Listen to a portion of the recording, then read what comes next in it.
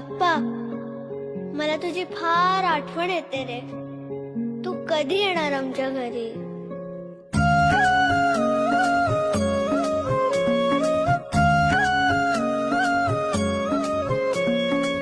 देवा तुझ्याच साठी उघडून दार, वाट पाहून झाली पार. चिंता हरून देवा थकला असणार, दे माझ्या खांद्यावर भार. थोडा इतर